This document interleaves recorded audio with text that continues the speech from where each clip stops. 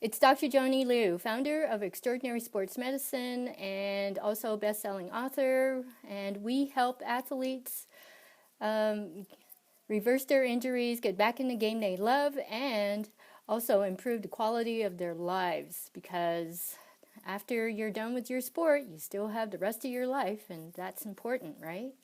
So today I'm going to be talking about Mark Giordano. He's the current captain of the Calgary Flames, and he took a very long route to get to where he is today, but I tell you that he surely deserves everything that has happened, okay, now that he's fully rewarded. Because the thing is that we have to remember that there are a lot of things that we don't have control over. I mean, we only really have control over ourselves. So what we think, what we feel, our emotional state, the decisions that we make, the actions that we take based on those decisions, and the results that we get. I mean, sure, there are other people involved in our lives that will have an impact on us, but the thing is that whether that's good or bad, we have to keep on going. And certainly in the case of Mark Giordano, you know, he should have been drafted after the 2002-2003 NHL draft. He was definitely eligible, but every single team passed him over, even though he had a really good record in junior. You know, I mean, today he's even still one of the best offensive defenders around. So what gives, right? Why does a guy like this have to go through what he has to go through? Well, you know, the thing is that each one of us is going to have temporary circumstances, and I guess that's the thing, is to look at it as a temporary circumstance. Because nothing is guaranteed in our lives, except that we need to breathe, we need to eat, we need to have something meaningful to do with our lives. And surely, Mark Giordano definitely had some challenges early in his life, and one of them was the fact that his older sister, who was 6 years older than him, died when he was at the tender age of 14. And he's never forgotten her. The thing is that before every game, after the national anthem is played, he gives his helmet a tap a couple of times, a couple of gentle taps, and then he starts the game, okay? So this is his little tribute to his older sister, Mia. And I don't know exactly, you know, because nobody's actually ever asked him, but I think that what happened to his sister has only given him more resolve that life is short and that you cannot waste your time while you're on this earth. And I think because of that, he persisted. He persisted in achieving his goal. Okay, so he persisted in getting to. So, hi. And so after the 2003 season, and he wasn't drafted, he went back to junior and he continued to play. In 2004, he caught the eye of the Calgary Flames, and they actually invited him over to sign a contract. Now, the thing is that he was on his way to the university, to York University in Toronto, to pursue a business degree. So he put that off, and he went back to playing hockey because, I mean, I guess that's what he really wanted to do. So the 3-year contract with the Flames started out as being, you know, play down to juniors for 3 years, and then we'll see what happens. Then you'll have a career. So he did that. He did as he was told. He did as he was asked, and he performed really well. You know, he continued to score and bring up the points, being the offensive defenseman that he is. And so he played really well. But when it really came down to it, the Flames weren't really that convinced, I guess. And so it got to the point where he actually left North America and went to play for 1 year in the Russian Super League. And it wasn't because, he didn't do it because of the money, he did it because he wanted the challenge, okay? He wanted the challenge.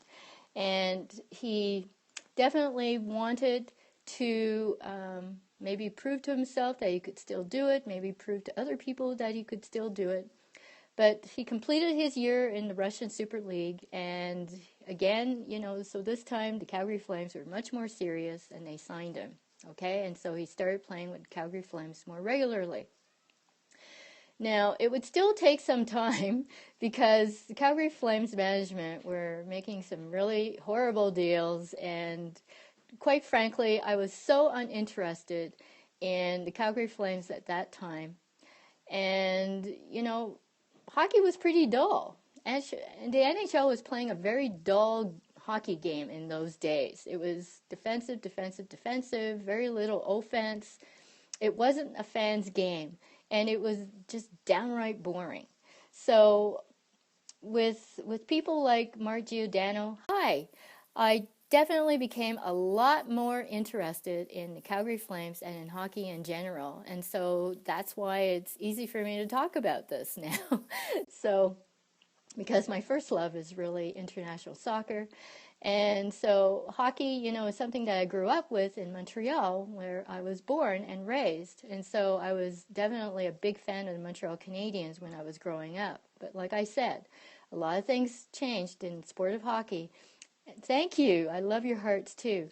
And so the thing is that the NHL has a much higher quality game now, which is more pleasing to the fans. Hi. I love it, but I think you're writing in Russian. I can't read that, but I like you too. So the thing is that Mark is now the captain of the Calgary Flames, and he continues to rack up the points. And he continues to inspire. And even though he's had to gone through injuries, he's had to leave the league and come back again, prove himself, continue to improve. And he's a leader on the ice, in the dressing room, and he's a leader and a very generous man, even outside in the greater community of Calgary. So we're very grateful to have him part of our community and part of our lives here. So the thing is that what you need to do is never quit, okay? Never give up. Just like Mark Giordano, he has been able to get through all the obstacles and get to where exactly he wants. I mean, it's amazing. So he's making the big bucks now. Hello, Yoda. Thank you. Thumbs up to you too. And so we can never give up. If we have a goal and we don't get there right away, we have a plan, well, that plan's got to be flexible, okay? It's got to be flexible all the time. You've got to be flexible because a plan is just a living and breathing thing just like you are. So you've got to change. You've got to change that plan and go for a different way in order to get there. Yes, never give up, be flexible. That's right, Viv. You're brilliant. Yes. So by doing that, you're training your brain to be resilient too. Everything always comes down to what we are thinking and what we are feeling, because our brain is our most flexible and changeable organ in our body, and we can do it on purpose. We can change our brains on purpose. The liver is the only other organ in our body that can regenerate. But the brain, we can actually do it on purpose, okay? So that's the message that I want to send you. We can have what we want. You can have what you want. You can do what you want as long as you're doing good in this world, okay? You can't get away with doing bad things in this world. But if we do things with good intentions, with helping people in mind, then we will always come out as winners in the very end, okay? And so that's why Mark always makes a point of giving to the greater community here in Calgary, and we're very grateful for that. So, again, if you know anybody who has any problems with their concussions, please send them to Amazon to pick up my best-selling book, How to Heal Your Concussion, how to quickly and effectively get back in the game, okay? Thank you so much, Viv. I love you too. Thank you so much for coming in. Send it out to all your friends for replays. Bye.